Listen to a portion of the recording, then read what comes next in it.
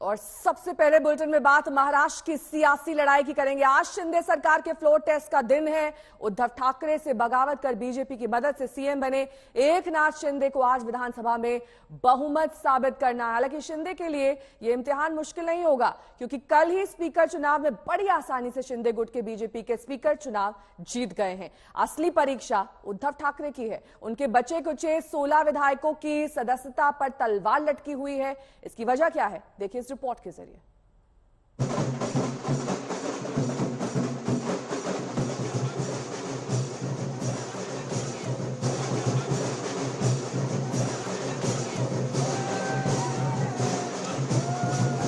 पिछले करीब 2 हफ्ते से महाराष्ट्र की सियासी लड़ाई आज मुकाम को पहुंचने वाली है। शिवसेना सुप्रीमो और पूर्व सीएम उद्धव ठाकरे से बगावत कर महाराष्ट्र की गद्दी पर काबिज एकनाथ शिंदे का आज विधानसभा में फ्लोर टेस्ट है और बगावत में शिंदे की शक्ति बने डिप्टी सीएम देवेंद्र फडणवीस का दावा है कि सरकार भारी मतों से विश्वास मत जीतेगी। नेतृत्व की हमारी सरकार विश्वास प्रस्ताव भारी बहुमत से जीतेगी, ये मेरा विश्वास है। अगर कोई नाटकीय घटनाक्रम ना हो तो फ्लोर टेस्ट का नतीजा लगभग तय है। इसकी झलक विधानसभा के स्पीकर चुनाव में दिख गई।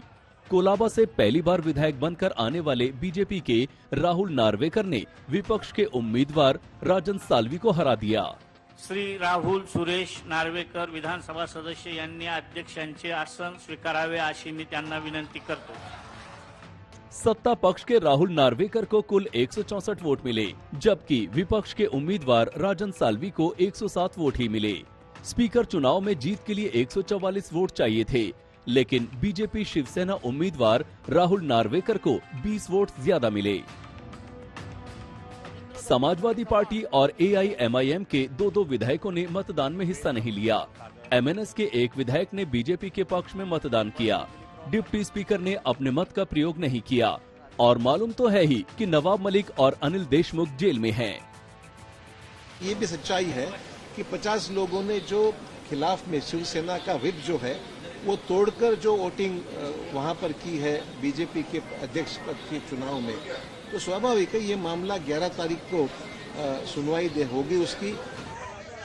संख्या के गणित को देखते हुए शिंदे का फ्लोर टेस्ट जीतना तय है, लेकिन उद्धव खेमे के लिए शिंदे का जीत से ज्यादा परेशानी अपने वजूद की रक्षा हो गई।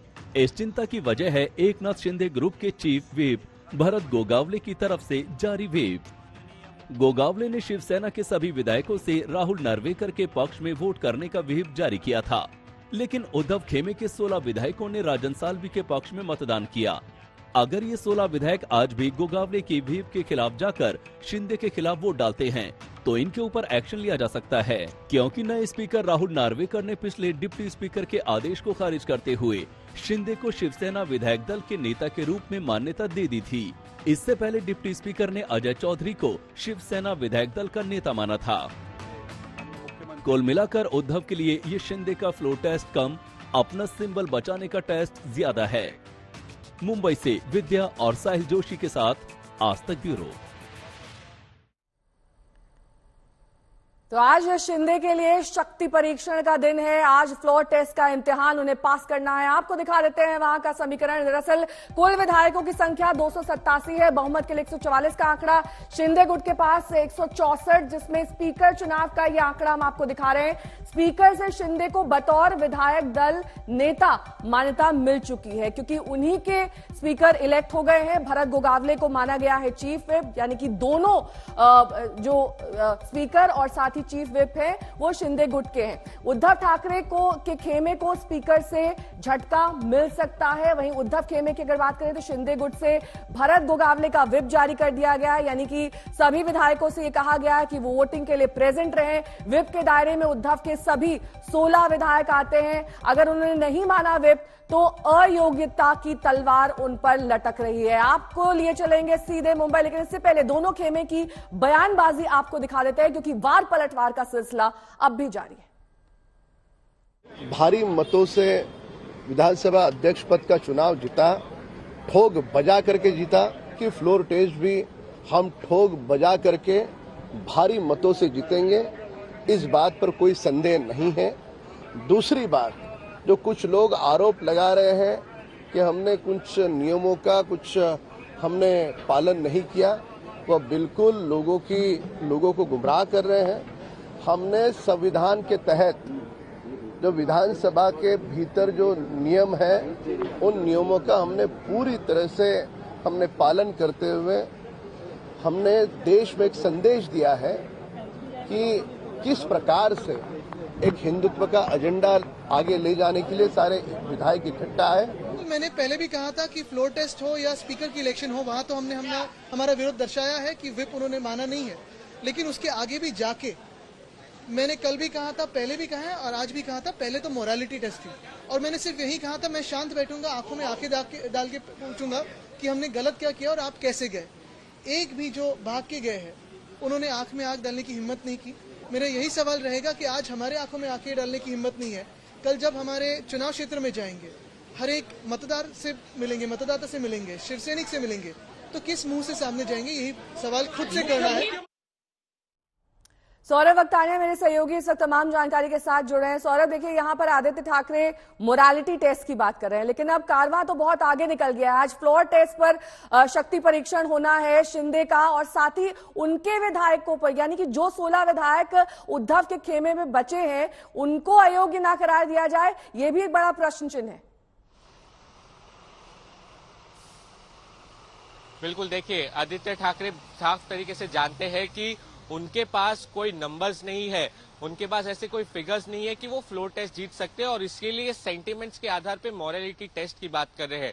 जहां तक हम शिंदे गुट की बात करें तो बहुत ही इंटरेस्टिंग आज देखने मिला कि एक शिवसेना से निकलकर एक अलग शिवसेना बीजेपी के साथ एक फ्लोर टेस्ट पर आएगी, और हमें कहीं ना कहीं पता है कि आज वो फ्लोर टेस्ट जीत भी जाएगी।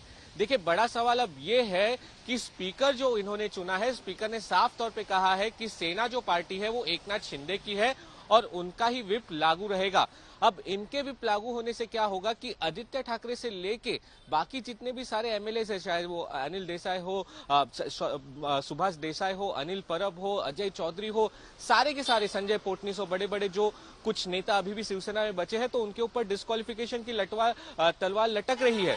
दूसरी सबसे अहम बात, अभी मैं आपको नेहा ये भी बता दूं कि कुछ बड़े एमपी शिवसेना के अब ये कोशिश कर रहे हैं कि उद्धव ठाकरे और एकनाथ शिंदे फिर से एक हो जाए। ये भी अब कोशिश की जा रही, क्योंकि उनको पता है कि आने वाले कुछ समय में बीएमसी के इलेक्शंस है। उद्धव ठाकरे बिल्कुल नहीं चाहते कि 25 साल से जो सबसे रिचेस्ट बॉडी है बीएमसी की, वो उनके हाथ से चली जाए, क्योंकि 25 साल से वो उस पर राज कर रहे हैं। और साफ तौर पे अभी तो उनके पास वैसे कोई नंबर्स नहीं है, अभी तो एमएलएस गए हैं, लेकिन आने वाले समय में चाहे वो गट नेता हो, पश्च प्रमुख हो, विभाग प्रमुख हो, कॉर्पोरेटर्स हो, कई ऐसे लोग हैं जो इन एमएलएस के साथ टच में है और वो भी पार्टी छोड़ने के फिराक में है। तो अब तो आप छोड़िए, ये फ्लोर टेस्ट तो बहुत दूर की बात है, पहले तो आपको अपने पार्टी चिन्ह को बचाना है, पार्टी के वजूद को बचाना है, और आने वाले बीएमसी इलेक्शन को किस तरीके से पकड़े रखे, उस इलेक्शन पे उस बीएमसी पर पकड़े रखे, इसकी सबसे ज्यादा जद्दोजहद में लगी हुई है। उसके लिए कई सारे तमाम ऐसे जो एमपीस है वो एक कोशिश कर रहे हैं कि कहीं ना कहीं एकनाथ शिंदे और उद्धव ठाकरे लौटूंगी आपके पास। ये वर्चस्व की लड़ाई दरअसल आगे भी जारी रहने वाली है, क्योंकि बीएमसी चुनाव बेहद नजदीक है। लेकिन चिट्ठी स्पीकर के ये दोनों फैसले काफी अहम है, ये चिट्ठी में लिखा गया है। दरअसल स्पीकर ने शिंदे को विधायक दल का नेता माना है, और इसके साथ ही आज जो उद्धव दल के 16 विधायक हैं उन्हें ये व्हिप जारी किया गया है। भरत गोगावले को भी चीफ व्हिप माना गया।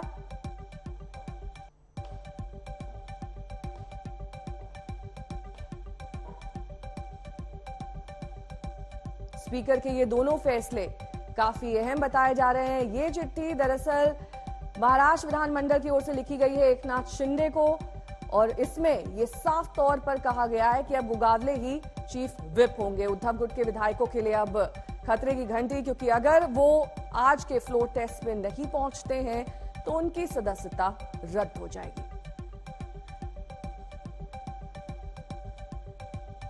चीफ व्हिप के रूप में शिंदे खेमे के भरत गोगावले को मान्यता दी गई है, यानी कि चीफ व्हिप और स्पीकर दोनों ही शिंदे गुट के हैं। और ऐसे में उद्धव के बेटे आदित्य ठाकरे कह रहे हैं कि पहले मोरालिटी टेस्ट होना चाहिए, क्योंकि आंख से आंख मिलाने के काबिल कोई भी शिव सैनिक जो एकनाथ शिंदे के साथ है वो नहीं रह गया है। सौरभ वक्तानिया मेरे सहयोगी इस तमाम जानकारी के साथ जुड़े हैं। सौरभ, देखिए फ्लोर टेस्ट तो एकनाथ शिंदे पास कर लेंगे, लेकिन इस बीच बड़ा सवाल शरद पवार ने भी खड़ा किया। उन्होंने कहा है कि मध्यावधि चुनाव होने से कोई नहीं रोक सकता।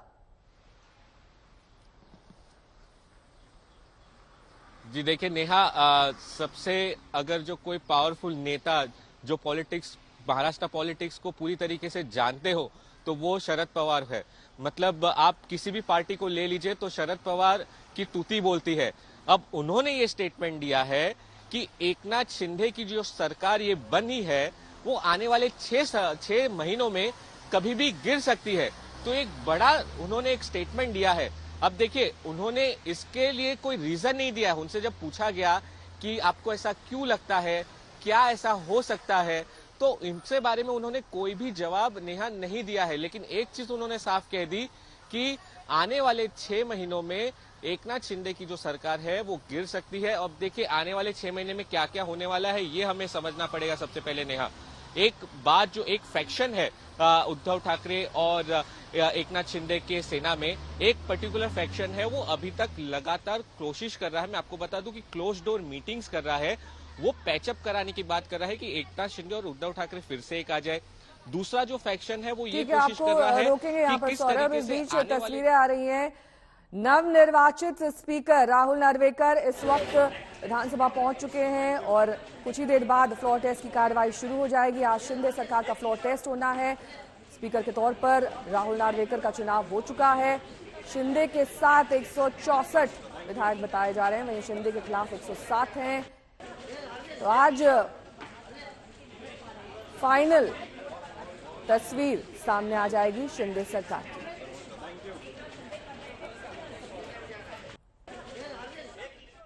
और अब बात ज्ञानवापी मामले की करेंगे, जिसमें आज फिर वाराणसी की जिला अदालत में सुनवाई होनी है। मुस्लिम पक्ष केस को सुप्रीम कोर्ट ले गया था, जिसने मामला जिला कोर्ट को ट्रांसफर कर दिया था। मुस्लिम पक्ष पिछली सुनवाई 30 मई पर कुछ दलीलें रख चुका है। आज फिर मुस्लिम पक्ष दलीलें देगा। मुस्लिम पक्ष का यह कहना है कि पूजा स्थल एक्ट में आने की वजह से इसका स्वरूप नहीं बदला जा सकता, जबकि हिंदू पक्ष ये कह रहा है कि यह मामला पूजा स्थल एक्ट में आता ही नहीं है।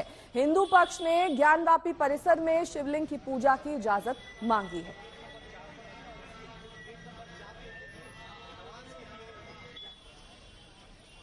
आज एक बार फिर मेंटेनेबिलिटी का केस वाराणसी कोर्ट में शुरू होना है। बातचीत करने के लिए हमारे साथ हिंदू पक्ष के वकील विष्णु जैन साहब, बहुत स्वागत है सर आपका। एक बार फिर से आपकी वापसी हुई है, गर्मियों की छुट्टियां हो गई हैं, आज का क्या है, आज क्या होना है कोर्ट में? देखिए, मुस्लिम पक्ष ने पिछली 2 हियरिंग में अपने बहस रखी थी कोर्ट के सामने मेंटेनेबिलिटी के इशू पे।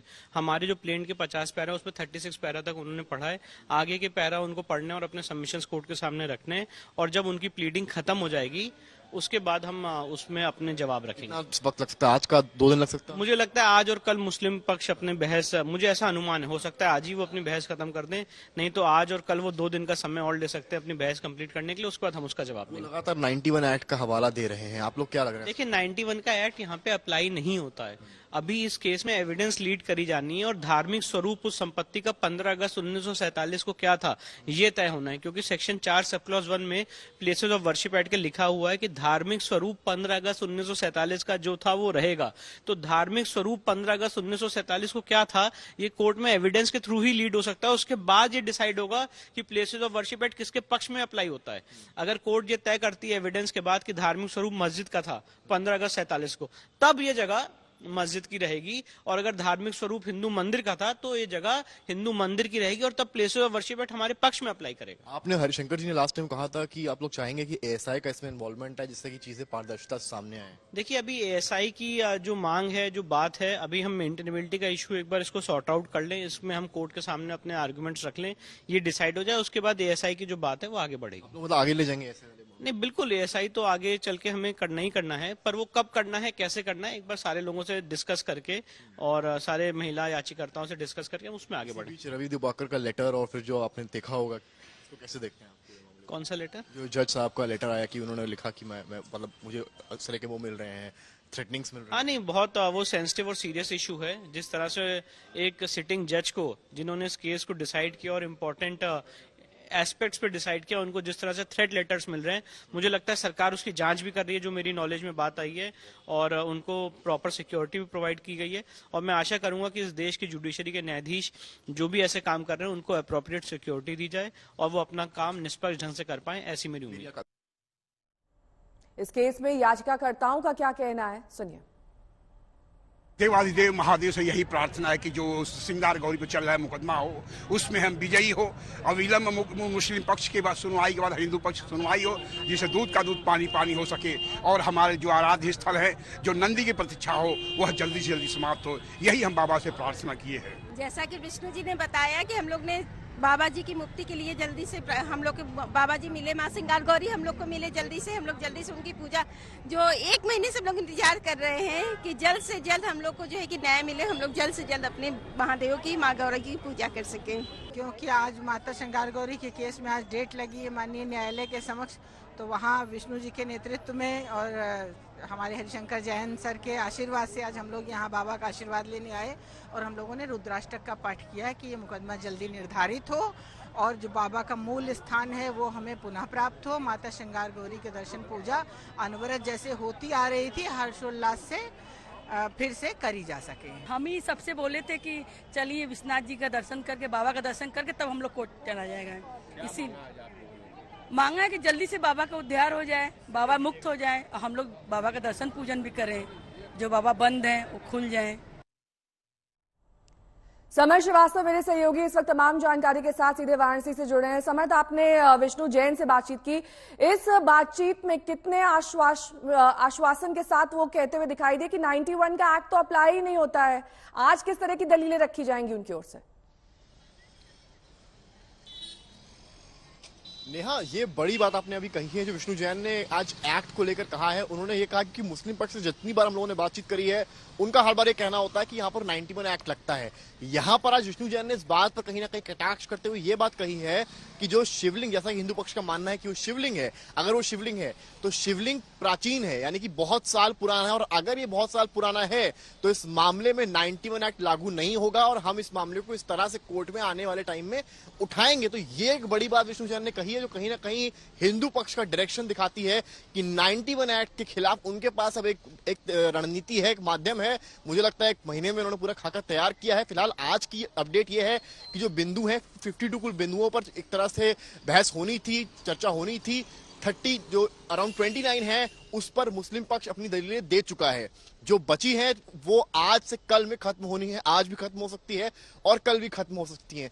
फिर ये जो 52 प्लेन से इस पर दलीलें शुरू होंगी किसकी, हिंदू पक्ष की, उसमें भी अब मानकर चलिए 2 से 3 दिन का समय लगता है। अगर आप पुरानी बातें कहें सर्वे की तो 6 मई से 16 मई के बीच में सारे ही सर्वे हुए। इसमें एक तरह से अजय मिश्रा ने लीड करा, फिर Vishal Singh special advocate commissioner आए, और फिर उसके बाद 23 मई को जो है ये पूरा जो केस था वो ट्रांसफर हो गया जिला जज को। तो ये कहीं ना कहीं इस पूरे केस की कहानी है। मुस्लिम पक्ष हालांकि इस बात पर अडिग है, उसका कहना है कि 91 एक्ट है और हम इसको जो चीज मिली है उसको शिवलिंग नहीं मानते हैं, जबकि हिंदू पक्ष इस बात पर अडिग है कि जो मिला है, जो काले रंग स्वरूप है वो शिवलिंग है, और उसको लेकर उन्होंने एक तरह से जो सिक्योरिटी की बात थी उस पूरे एरिया को कवर करवाने को, उसकी भी एक तरह से पिटीशन डाली थी कहीं ना कहीं, जिसके बाद उस पूरे एरिया को डीएम वाराणसी ने कवर करवा दिया था और वहां पर सीआरपीएफ के भी जवानों को तैनात कर दिया था। तमाम जानकारी के लिए आपका लौटेंगे आपके पास, तमाम अपडेट्स आपसे लेंगे, लेकिन इस बीच बात करेंगे अब अमरावती में केमिस्ट उमेश कोले हत्याकांड की। इस केस की जांच कर रही एनआईए आज 6 आरोपियों की कस्टडी की मांग करेगी। अमरावती के डीसीपी विक्रम साली के मुताबिक एनआईए को जांच सौंपने की प्रक्रिया पूरी हो चुकी है। इसके पूरे आसार लग रहे हैं कि कल 6 आरोपियों को न्यायिक हिरासत में भेज दिया जाएगा। इसके बाद एनआईए रिमांड की मांग करेगी। एनआईए को कस्टडी मिलने के बाद सारे आरोपियों को पूछताछ के लिए मुंबई लाया जाएगा। इस बीच आज अमरावती में सुबह 11 बजे श्रद्धांजलि सभा का आयोजन किया गया है।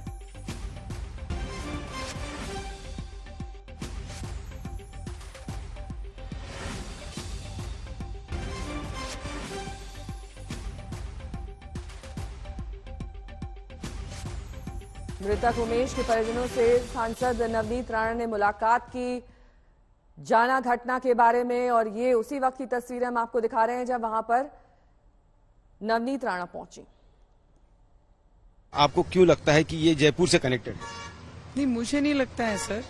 ये जो हमने इंक्वायरी निकाली और 12 दिन तक, जब ये घटना होने के बाद 12 दिन तक जब कंटिन्यू डिपार्टमेंट को हमने पूछा तो डिपार्टमेंट यही कह रही है कि चोरी का कहीं ना कहीं इसमें कनेक्शन लगता है। अगर चोरी है, जब हमने उन्हें क्रॉस आंसर क्वेश्चन करने लगे कि अगर ये चोरी है तो चोरी करने वाला 36,000 रुपए जो उनके बेटे के पास थे वो क्यों नहीं लेके गया?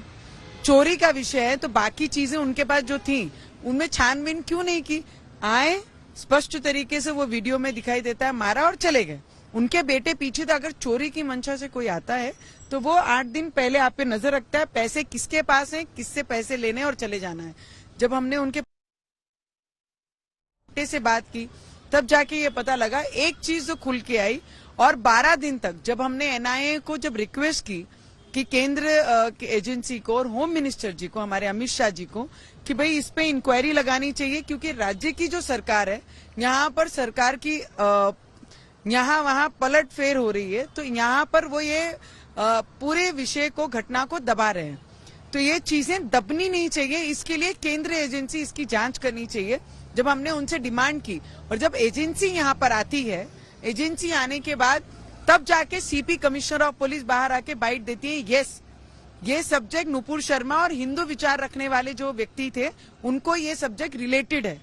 जब ये खुद डिपार्टमेंट 12 दिन के बाद बता रही है, क्यों 12 दिन लगे उनको ये डिपार्टमेंट को बताने के लिए कि ये वो सेम केस है, वो उसके साथ रिलेट करता है। अगर ऐसी चीजें हैं तो और भी 10 लोग जो हमारे अमरावती में जिनको ऐसी धमकियां आ रहे हैं, तो मैंने उनको वही कहा है, एनआईए से मैंने वही विनती की है कि जिन्होंने मारा है, जो घटना जिन्होंने की है, जो दोषी हैं उन पे तो कार्रवाई होनी चाहिए, पर जिन्होंने ये घटना को दबाया है, ऐसी कमिश्नर ऑफ पुलिस, उन पे भी उतनी कार्रवाई होनी चाहिए। वो डिमांड मैं कर रही हूँ। ऐसी घटना देश में कहीं नहीं होनी चाहिए। जो भी इस देश में रहता है वो हर व्यक्ति हमारे लिए उतना ही इम्पोर्टेंट रखता है जितना दूसरे समाज का। आप अपने समाज का प्रचार प्रसार कीजिए, हम अपने करेंगे। आप ये नहीं कह सकते कि अगर मैंने कोई मैसेज वायरल किए हैं तो कल उठकर आप मुझे भी आंखें मार दो कि चौराहे पे।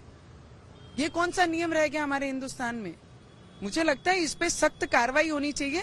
कोई भी व्यक्ति हो, कोई भी धर्म का हो, अगर ऐसी घटना किसी के साथ होती है तो ऐसे जुर्म करने वाले जो भी क्रिमिनल्स है उन्हें चौराहे पे लाकर ऐसी सजा देनी चाहिए कि आगे आने वाले समय में वो क्रिमिनल सपने में भी ना सोचे कि वो ऐसा किसी को मार सके खुलेआम।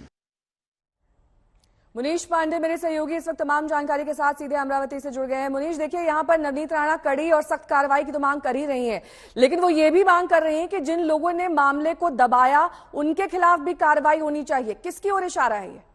उनके खिलाफ भी कार्रवाई होनी चाहिए, किसकी ओर इशारा है?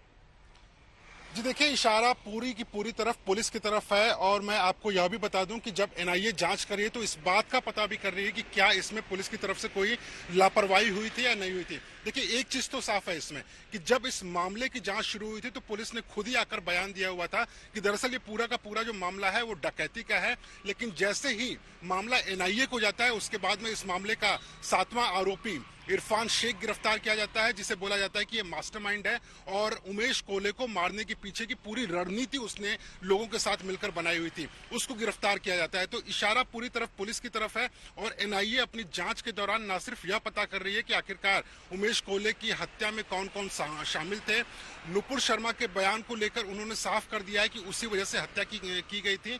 और एनआईए यह भी जांच कर रही है कि क्या पुलिस वालों की तरफ से कोई लापरवाही हुई थी या फिर जो इस मामले के मुख्य आरोपी हैं उसको बचाने की कोशिश हुई थी। ये सारा का सारा जांच अब पुलिस कर रही है और यही बात जो यहाँ के लोग हैं वह भी कर रहे हैं कि पुलिस की तरफ से लापरवाही हुई थी। दूसरा, मैं आपको यह भी बता दूं कि आज उमेश कोले की मौत को लेकर जो लोग हैं, यहाँ के स्थानीय लोग हैं, उन्होंने एक श्रद्धांजलि सभा आयोजित की हुई है। राजकमल चौक अमरावती में है वहां पर, और भारी भीड़ वहां पर इकट्ठा होने की संभावना है। लेकिन पुलिस ने उसके लिए भी परमिशन नहीं दिया हुआ है। और पुलिस ने जो ऑर्गेनाइजर्स हैं उनको एक नोटिस देकर कहा हुआ है कि अगर यहाँ पर किसी भी तरह की भीड़ इकट्ठा होती है और लॉ एंड ऑर्डर यानी कि कानून व्यवस्था अगर खराब होती है तो उसके लिए वो लोग ही जिम्मेदार होंगे। उन सभी को नोटिस भी दे दिया गया है। लेकिन ऐसा लग रहा है कि अब मामला न सिर्फ कानूनी रूप से बल्कि राजनीतिक रूप से भी काफी गर्म होता नजर आ रहा है। जी मुनीश, साथ ही जिस तरीके से अब एनआईए इस पूरे मामले की जांच कर रही है, जाहिर तौर पर इसमें कई ऐसे पहलू होंगे जिस पर पुलिस ने लापरवाही बरती है। कौन से हैं वो पहलू? एफआईआर कब दर्ज की गई? एफआईआर में क्या डिटेल्स लिखी गई हैं? क्या कुछ है मिसिंग? जी देखिए, पुलिस ने जब अपनी जांच शुरू की थी तो पहले तो उन्होंने डकैती का मामला दर्ज किया, और जबकि आपको मैं यह भी बता दूं और दर्शकों को यह जानना जरूरी होगा कि इस मामले की एक सीसीटीवी फुटेज थी। उस सीसीटीवी फुटेज में जितने भी आरोपी थे सबके चेहरे साफ दिख रहे थे। बावजूद इसके 12 दिन लगा पुलिस को सातों आरोपियों को गिरफ्तार करने के लिए। जब एनआईए ने इस मामले की जांच शुरू की है तब जाके पुलिस उन पर्दों को साफ कर रही है जो पर्दे अभी तक धुंधली थी, या फिर आप कह सकते हैं कि वो पर्दे के पीछे थे। यानी कि जिस दिन उमेश कोले की हत्या की गई उसके एक दिन पहले भी उनकी हत्या को लेकर एक साजिश रची गई थी, लेकिन उमेश कोले उस दिन उस रास्ते से नहीं आए थे, वो दूसरे रास्ते से चले गए थे, इसके लिए उस दिन उनकी जांच बच गई थी। उसके अलावा 19 जून को इस मामले के 3 आरोपी जो हैं उन्होंने एक मीटिंग की थी। मीटिंग में ये बात की गई थी कि उमेश कोले को मारना कैसे है। 300 रुपए में एक चाकू खरीदा गया जिसकी की 12 से 14 इंच की लंबाई थी। बहुत ही तेज चाकू था जिसको हत्या में अंजाम देने के लिए इस्तेमाल किया गया था, और उसी से उमेश कोले की हत्या की गई थी। तो ये सारी परतें अब धीरे धीरे साफ हो रही हैं। अब जाके ये कहा जा सकता है कि पुलिस अपनी जांच सही तरीके से कर रही है। लेकिन सवाल यहाँ पर यही बड़ा खड़ा हो रहा है कि आखिरकार अभी तक पुलिस अपनी जांच में लापरवाही क्यों कर रही थी? लौटेंगे आपके पास। फिलहाल इस जानकारी के लिए बहुत बहुत शुक्रिया। लेकिन इस बीच महाराष्ट्र विधानसभा से बड़ी खबर आ रही है। वहां के स्पीकर उद्धव गुट के 16 विधायकों को नोटिस भेज सकते हैं। उद्धव गुट के 16 विधायकों को 14 दिन का वक्त दिया जा सकता है। इन विधायकों को नोटिस भेजने की तैयारी की जा रही है। सूत्रों के हवाले से खबर आ रही है 14 दिन का वक्त उन्हें दिया जा सकता है। महाराष्ट्र विधानसभा के स्पीकर भेज सकते हैं उनको ये नोटिस। राहुल नार्वेकर नोटिस भेज सकते हैं उद्धव गुट के 16 विधायकों को। उद्धव गुट के विधायकों को निलंबित करने की मांग है, और इसी के चलते उद्धव गुट के विधायकों को नोटिस देने की तैयारी की जा रही है।